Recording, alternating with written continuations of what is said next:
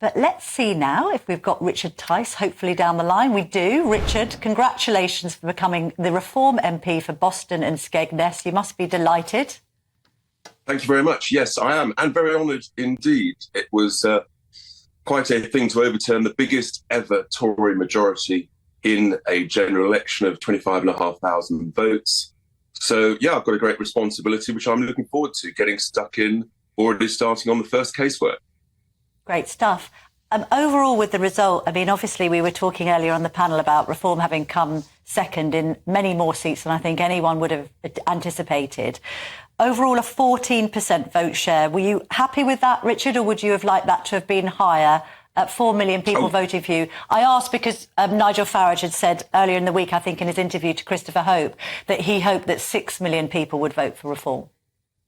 Well, yes, obviously turnout across the board was lower, so down at 60%, some over 10% lower, and that's a great shame, but a reflection, frankly, of people's lack of trust in politics. Of course, we're ambitious, we're greedy for more votes, but the fact that 4.1 million people did vote for us on that 60% turnout, I think was a real shock to the establishment, despite everything, the lies, the spin, the mud, the abuse that was thrown at us in the last 10 days or so of the campaign.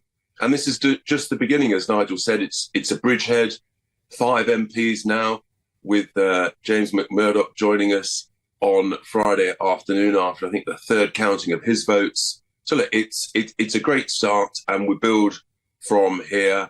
And I think genuinely we do become the real opposition. The Tory party is completely split asunder.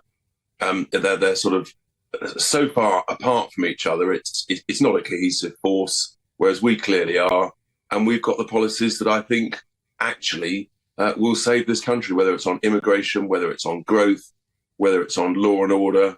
I don't think anybody's really got any confidence in the Labour Party's ability to solve those issues. And I think the key extraordinary statistic is that Keir Starmer got 600,000 fewer votes at this election than Corbyn got in 2019, and yet he's got this huge majority, which proves the absurdity of our ridiculous first-past-the-post system.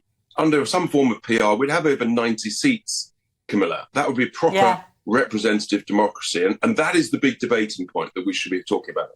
But you'll probably have to campaign with the Greens and the Liberal Democrats on that, won't you? I mean, I don't know whether the Liberal Democrats are still advocates of proportional representation, because they've done very well out of their fewer votes for 71 seats than Reform. But the Greens, of course, they had a 4% lift in their vote share, and that would put them on about 40-odd seats. But you're not natural bedfellows with the Yellows or the Greens, are you, really? So, I mean, can you see any cross-party collaboration on that campaign? I think on this issue, actually, we can be working together. There's a cross-party campaign group called Make Votes Matter, which has been working very hard on this. I think you were talking earlier. A large chunk of the Labour Party actually wants PR. That's what most Western democracies have, and there's a reason for that, because it's the fair, proper system to have. Every vote is equal. It really saddens me when people say, I'm not going to vote for you, it's a wasted vote, or I'm not going to vote at all. You know, this is really important. People have got to believe in democracy and believe that their vote counts. So that's why it's the right solution. There's a variety of forms on it, but that now is the big debating point. And our incredible achievement at this election has highlighted the real flaws in this system. But we may be 5 in number in the House of Commons, but I think it's fair to say we might be a great deal noisier than those 5, as you can be rest assured. I don't doubt that you'll be noisy. Do you feel any sort of regret that because of Reform, strong Brexiteers and indeed quite right-wing Tories did get unseated? I'm thinking about Jacob Rees-Mogg, who I know you know personally because you've obviously worked on GB News with him, but also somebody like Andrea Jenkins. I mean, she was putting Nigel Farage on her leaflets and not Rishi Sunak. And myself. And because of Reform, they've been knocked out and they've been replaced by Labour MPs.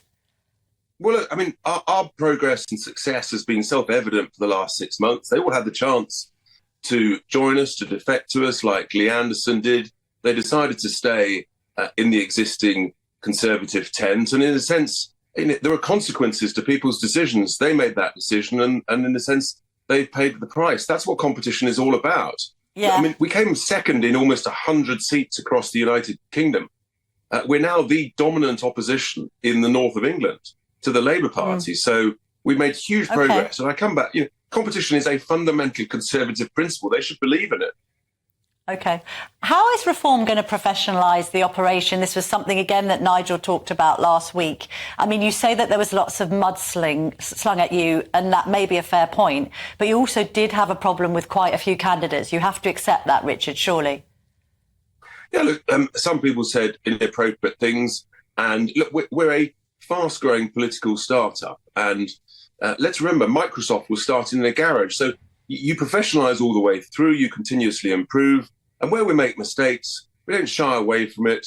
We recognise it, we learn from it, we deal with it, and we move on. And frankly, that approach voters like, where you're honest about things that are working and honest about things where you've got to improve. And that's who we are. That's our very business-like approach. So yes, we will continue to improve and professionalise. We're absolutely committed to that. It's a real thing. Every party has their problems with candidates. I mean, look at the Green Party. They had to, in a sense, they had to withdraw support from many more candidates than we did. Got no coverage in the press whatsoever because it's the lovely Greens. Look, we well, faced it did into get coverage in the Telegraph, to be fair, Richard. Will you sort of think about an alliance? I know about the talk about the bridgehead. Will you think about an alliance with the Tories? I mean, just in terms of that vote share, for instance, if you add up the Conservatives and the Reform votes in numbers, you get more than Labour. So there may be an argument to say that you are better together, pardon the expression.